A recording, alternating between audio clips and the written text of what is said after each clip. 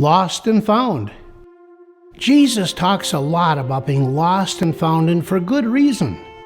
Imagine the terror of losing a child in a big store and then the overwhelming joy of finding them. Most of us can remember the last time that we were lost and the sigh of relief when we found our destination.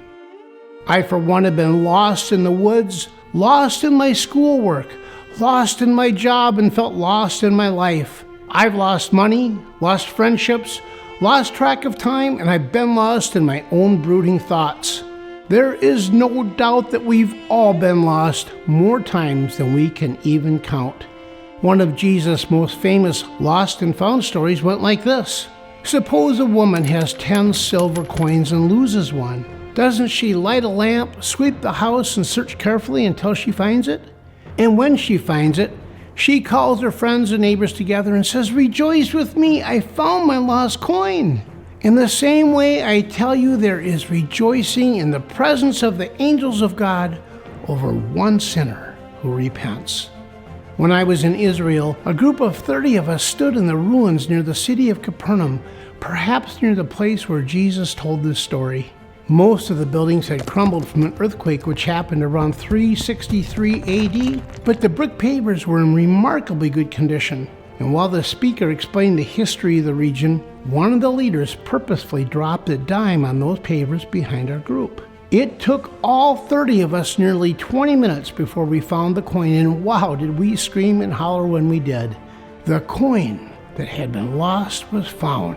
No wonder the woman rejoiced when she found her coin. Next time you go to church, look at the people around you.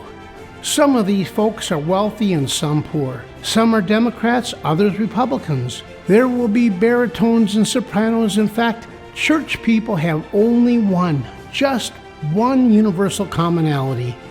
We all continue to get lost, and we need God's help to get found.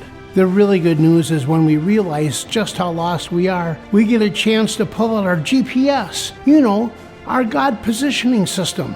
God gently holds our hands and says, "Rerouting," as He shows us once again the best way to our ultimate destination of being with Him. Remember how Jesus said the angels rejoice when we get found? I can only imagine how God must smile too. Let's pray. Dear Jesus, I have to confess that I'm often lost. I'm lost in my worries, lost in my purpose, lost in some relationships. Help me, Lord, to spend time quiet and all alone with You so that You can reroute me and point me in the right direction.